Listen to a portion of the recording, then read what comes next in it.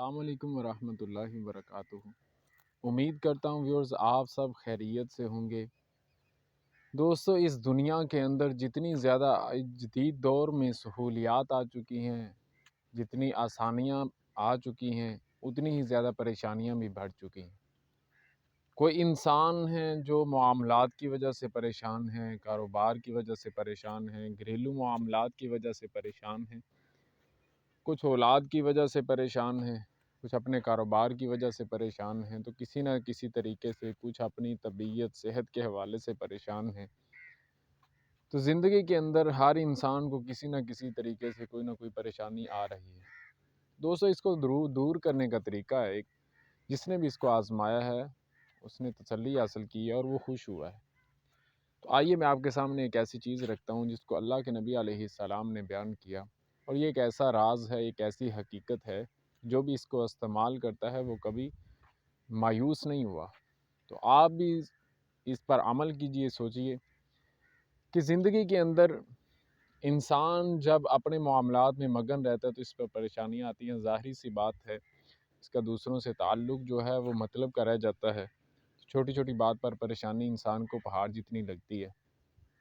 تو جب انسان اپنے معاملات شیئر کرتا ہے اور اس میں سے وقت نکال کے کم از کم ایک ویک میں ایک دن ایسا نکالے جس میں وہ کبھی اپنے دوستوں کے پاس بیٹھے، کبھی بزرگوں کے پاس بیٹھے، کبھی بھائیوں کے پاس بیٹھے، کبھی بہنوں کے پاس جائے، گھر والدین کے پاس بیٹھے، اپنا وقت ان بزرگوں کے ساتھ گزارے، کبھی ان سے تجربات کا فائدہ اٹھائے۔ ضروری نہیں کہ ہر انسان ہی سر پھنسا کر خود جب چوٹ لگے پھر ہی درست ہو، تو ایک بہترین ذریعہ یہ بھی ہے کہ بزرگوں کے تجربات سے فائدہ حاصل کیا جائے۔ تو اللہ کا ہمیشہ ہر حال میں شکر کرنا چاہیے، کیونکہ کچھ ایسے بھی نوجوان ہیں جو ہسپتال میں پڑے ہوئے ہیں، کچھ ایسے بچے ہیں جو ہسپتال میں پڑے ہوئے ہیں، چل نہیں سکتے، بول نہیں سکتے، کتنے ہی ایسے ہوں گے جن کے آپریشن ہو، کچھ ڈاکٹرز ایسے ہیں، ماہر فن ایسے ہیں جنہوں نے سانس لینے کے لیے بیٹریاں ڈلوائی ہوئی ہیں۔ تو ہر انسان، تو جب انسان اس معاشرے کا جائزہ لیتا ہے، اس معاشرے میں نکلتا ہے، تو اس پر جو اللہ کی نعمتیں ہیں، اللہ کے انعامات ہیں، وہ کبھی پھر ناشکرا نہیں ہوتا۔ ظاہری سی بات ہے، جب وہ معاشرے کے حالات کا جائزہ لے گا، معاشرے میں چلے پھرے گا، تو وہ اس کے دل کو سکون ملے گا، اس کو تسلی ملے گی کہ میرے معاملات ان سے کافی حد تک بہتر ہیں۔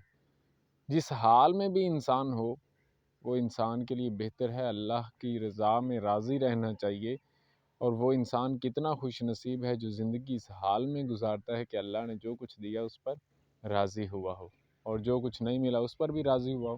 اس میں حکمت ہے، اس میں بہتری ہے، کیونکہ اللہ کے معاملات ہم نہیں سمجھ سکتے، ہماری پہنچ سے بہت ہی بالا تر ہیں یہ اللہ کے معاملات۔ اللہ ہی جانے، ہمارا خالق مالک ہر حال میں ہمارے لیے بہتر ہی کرتا ہے، کیونکہ ہم اس کی مخلوق ہیں، وہ ہم سے پیار کرتا ہے۔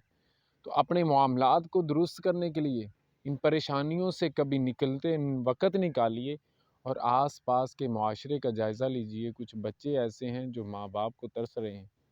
آپ میں سے کتنے ہوں گے جن کو اللہ نے ماں باپ جیسی نعمت دی ہوگی؟ تو انسان کتنا خوش نصیب ہے۔ کچھ ایسے ماں باپ ہوں گے جن کی اولاد نہیں ہوگی، تو وہ ان کی کیا زندگی ہوگی؟ تو ہمارے پاس اللہ کی ہر طرف سے کرم نوازی ہے، جو کچھ اللہ نے دیا ہے ہمیں بہترین دیا ہے۔ ہم نہ ہی اس کی حکمت کو سمجھ سکتے ہیں، وہ اللہ جو بھی ہمارے لیے کرتا ہے بہت ہی بہترین کرتا ہے۔ تو اپنے معاملات میں پریشانی کو دور کیجئے، حالات کا جائزہ لیجئے، آس پاس کے لوگوں کو دیکھیے۔ آپ تو کھانا کھا رہے ہیں، آس پاس کے لوگوں کو بھی دیکھیں وہ کیسا کھانا کھا رہے ہیں۔ جب آپ کے گھر میں کوئی سالن پکا ہوا ہوگا تو آپ اس میں بھی خوش ہوں گے۔ بڑوں کو مت جانیے، بڑوں کو مت پہچانیے، آس پاس کے معاشرے میں غریب فقراء جو لوگ ہیں، جو مساکین ہیں، یتیم ہیں، ان کی زندگی دیکھیے۔ اللہ نے آپ کو کتنوں پر برتری دی ہے۔ تو اپنے حالات کا جائزہ لیں، اور ہر حال میں اللہ کا شکریہ ادا کریں، اور خوش رہیں ہمیشہ۔ کبھی بھی تنگ نظری نہ کریں، تنگ دلی کے ساتھ دنیا میں زندگی نہ گزاریں، وسیع تر ہو کر زندگی گزاریں اپنے معاملات میں۔ السلام علیکم ورحمۃ اللہ وبرکاتہ۔